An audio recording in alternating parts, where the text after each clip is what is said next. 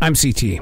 When I'm not hosting podcasts, I live in the real world. I mean, everybody has to work, right? My job happens to be CS, customer service, solutions, relationships, generating motivation to keep my team pumped up and connected to every single guest who comes into that store to buy anything, small items to large items. This is C.T.C.S, episode number 27, Strain, but no stress. This is kind of a different transition walk today as we get prepared for another work week. The transition is not necessarily from the podcaster and the writer into customer service. It's more like the human being that has to go to where the people are in a world that now has a new uncertainty, and it's called Russia invading Ukraine. I know how I've been affected today by the weight of this. We got to be leaders. We got to be leaders in front of people. And we can't get locked up in personal opinions and things like this when we are with those guests today. And I need to lead my team in that direction because we don't need anything wrong to happen in a place that's always very right.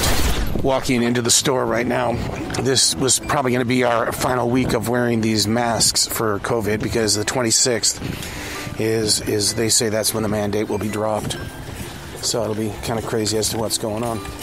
How are you doing today? How are you? Good. Did you get some good shopping done? It's shopping. Right? It's your daily walk. Yeah, it helps, right?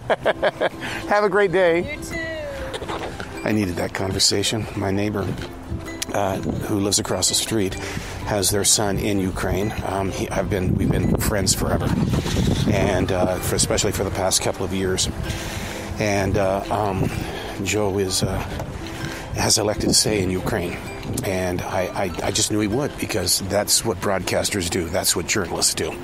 And I've always believed that you're called to be what it is that we do, and you have a choice: either listen to the call or make your way to a different direction and a different stage. But here we go into the store right now, and I needed that conversation with a guest because I was feeling kind of in some pain.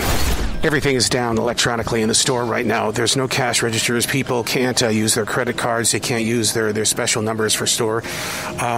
We're shut down, and people are just walking out. And so we have basket after basket after basket of that's going to have to be put back. So we got to get the frozen section.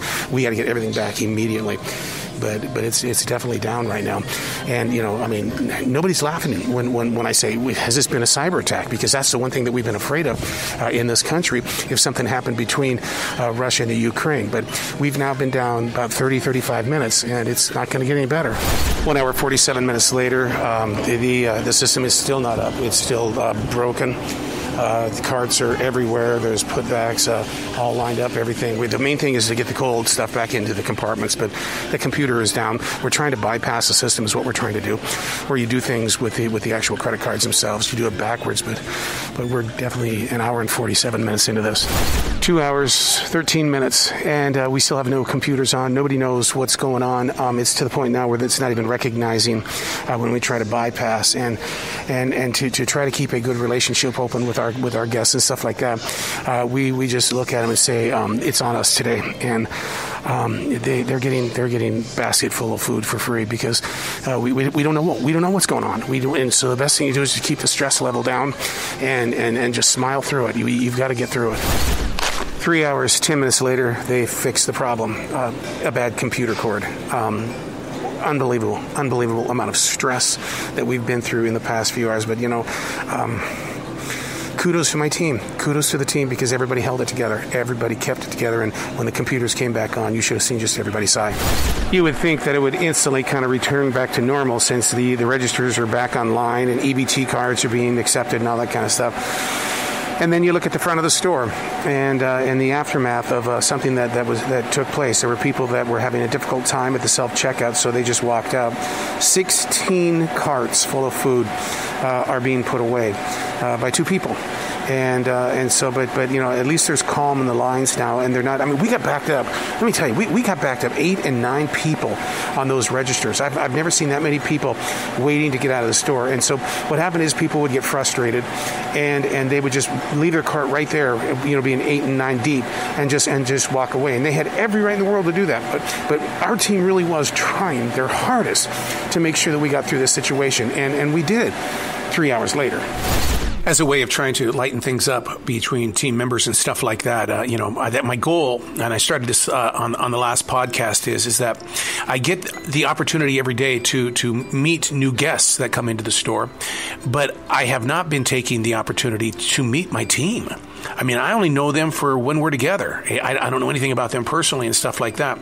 So today, that's what I'm doing is that I'm, to lighten up the load a little bit, go over and find out a lot about them. And we have one on cash register number 5 tonight that was not taught how to cursive write, write like cursive writing. She was not taught like that in school, and because they don't do that anymore. And so she has spent the past month or so learning how to cursive write. Well, because I'm a writer, I just wanted to see what her writing looks like, and because I really do study people's handwriting, I wanted, but it was such a great conversation starter in the way that now that I can talk to her about, well, how's your cursive writing coming along? Boy, word got around really fast about how CT can, tell a lot about you by looking at your handwriting. And CT can do that because CT has always studied that kind of stuff. But it sounded conceited, didn't it? But it's not. It's I really can tell what kind of mood you're in or what kind of a writer you are. And so they started talking about my signature because I have to sign a lot of stuff, and so they look at it and they started to try to impersonate it. I said, you'll never impersonate it because there's a story to the signature. And so as I let them see it again, and they went and they tried to impersonate it, nowhere near it. They can't.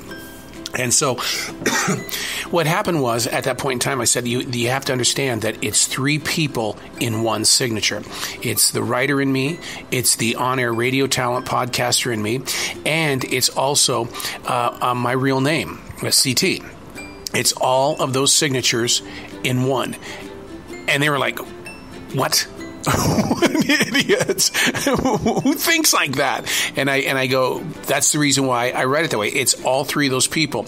The way that I used to write Arrow, the way that I write CT, and I'm a writer, and I write under the name of May, and may the sun rise above your tears. And so everything that I sign, and when I'm handwriting, always has that signature. But when I sign contracts and things like that here at the store, and it all comes together.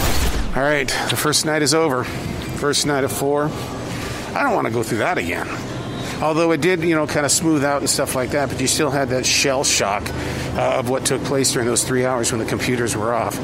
Guests were just unbelievable today. Probably about maybe 5, 6 o'clock. I don't know what's going on in the news. The people, our guests and stuff like that, started talking more about what's going on with Russia and Ukraine, and they're open about it. And you can't, once again, you cannot offer an opinion about anything, because I think that opinion could come back and bite you really hard. So just listen to what they're saying, get a feel of how they're doing it, and then just let it go. But anyway, it's 10 o'clock, so there it is. They're making it official. There you go. All right. See you tomorrow. Normally I'd be out on the transition walk, and I won't be doing that today because I'm out on the road right now for a movie promotion. I'll be out here promoting the films, and then immediately after this I go to CES. And so that's one of the things that a lot of people aren't so open to talk about, is that in this day and age, many of us have several different jobs, and how we're able to Google Calendar our way through the day is mind-blowing. I mean, you just sit there and you teeter and you totter, and you mix this up with that up, and you try not to get those schedules to bump into each other and stuff. So, I mean, I work probably maybe 5, 6 different jobs in order to make ends meet. This isn't like my radio career where you had one salary. You work several different jobs, and CS just happens to be one of them. Headed into day number 2, and we have a violinist outside the store just performing away. It's a hot day. It's like 67 degrees, bright sunshine, and the violinist just makes a moment here at the store so much better. The sign reads, "Please help us. I've got 2 kids. Help us raise some money for the family."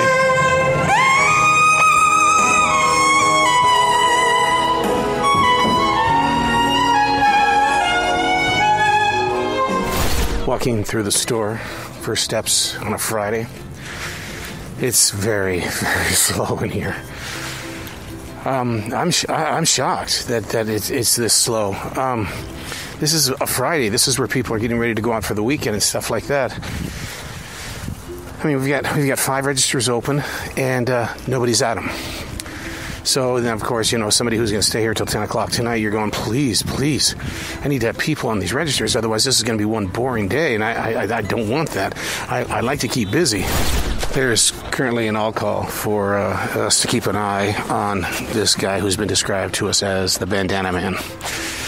The reason why they have asked us to do this is that, and once again, we've talked about this before, about patterns and everything like that. He's got about $200 worth of ribs, and he's got beer and wine and things. And so what happens is the meat department comes up and tells us, you keep your eye out for the Bandana Man.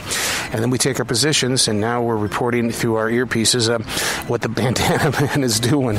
A word of warning, if you're being watched, and even though you're not going to steal something, don't be rushing through a store with an amazing amount of food. Mr. Bandana Man, you're looking like you're nervous is what it is. And so, I mean, to rush through the store as fast as you are, looking up and coming toward me was not a good thing. I mean, because I was ready to say, let me see your receipt.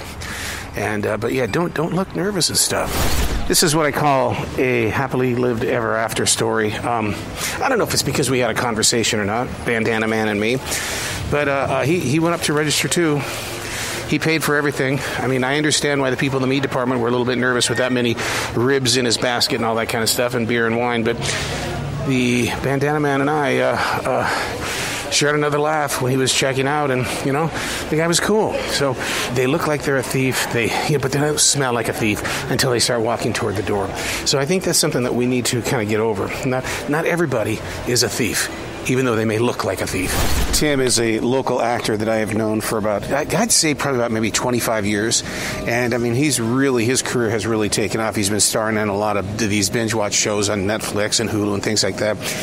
Comes into the store a lot, and we get into some really deep conversations because, one of the things you learn, is that there are several different levels. Sure, he's on television, he's on the different, streaming sites and stuff like that, but there's still a bunch of levels. He says, I'm not at the level of that particular studio, but it's my goal to get to that level. And I said, are you going to do anything with, with Tyler Perry down there in Atlanta? And he says, that's a tough group to get in. He says, yeah, I'd like to do it, but, every time I go down there and read, I just can't, I can't get in at all. But it's fun when you take the time to talk with the actors or the people that are part of the symphony or the arts, the different things like that. Then what happens is that you really do get involved in a deeper level of the travels that these creative people have to go through. It doesn't happen overnight, and they'll tell you about it. Transition walk for day number 3, mentally preparing. Yesterday got kind of a bad rap because of some employees that kind of went after each other. And, I realized that, even coming from the radio industry, nobody really ever got along. We just had to put up with each other's egos. But it was kind of an interesting thing to hear that a couple of employees really went at each other. And so I hope today there's a little bit more peace, because when the people you work with are on the edge, it really kind of puts you on the edge as well. I mean, you kind of put your guard up because you don't want anybody to come after you for something that you're doing wrong. And trust me, I do things wrong all the damn time. Big day today. This is February 26, 2022.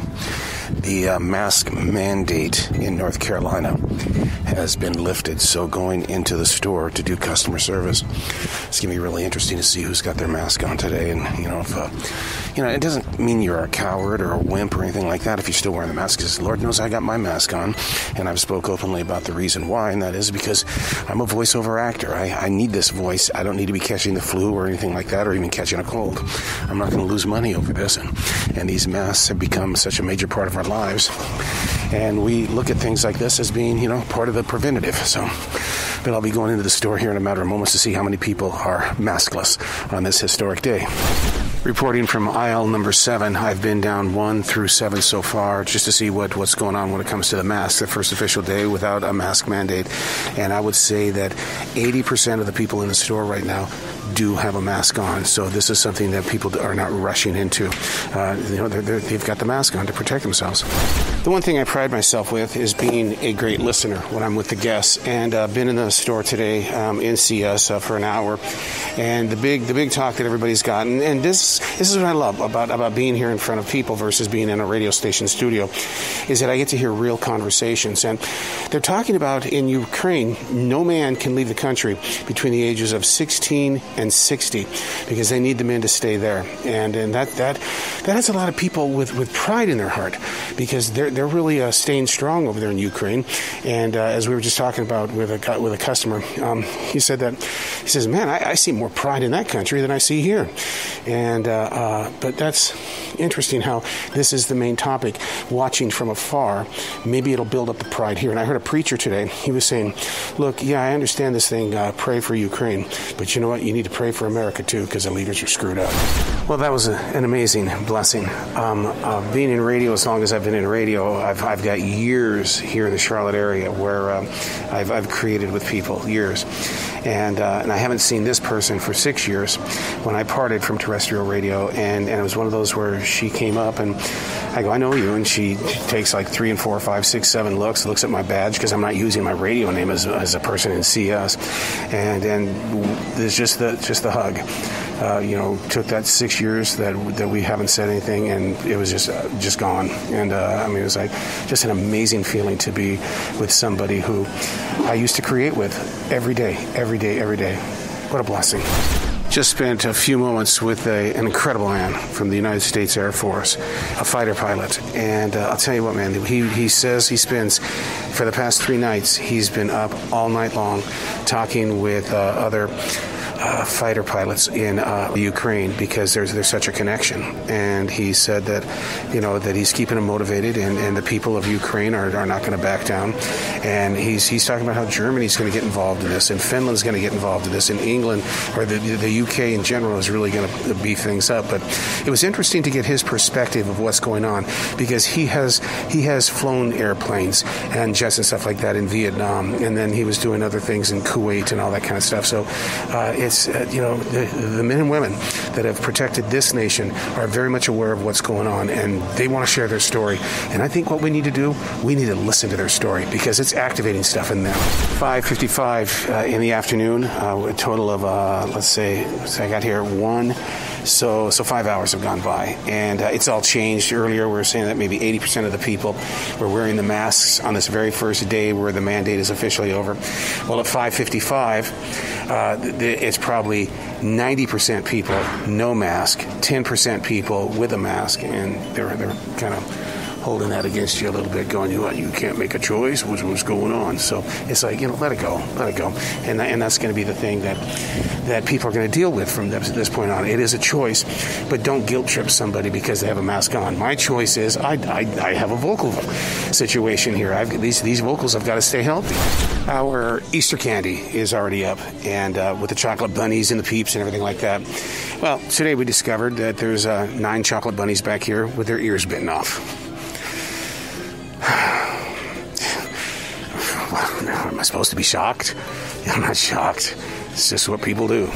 Day number 4, no transition walk. It's been raining, very cold rain, 46 degrees.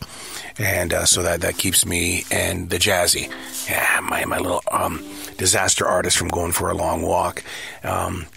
The goal today is that it's Sunday, and no matter what, I don't care where you are, Sundays are grocery store days, and people will come with no football on. But the good news is, I think maybe there's some college basketball on as we jump into March Madness and all that kind of stuff. But you've just got to be ready to rock. And coming in at 2:30 this afternoon without that transition walk.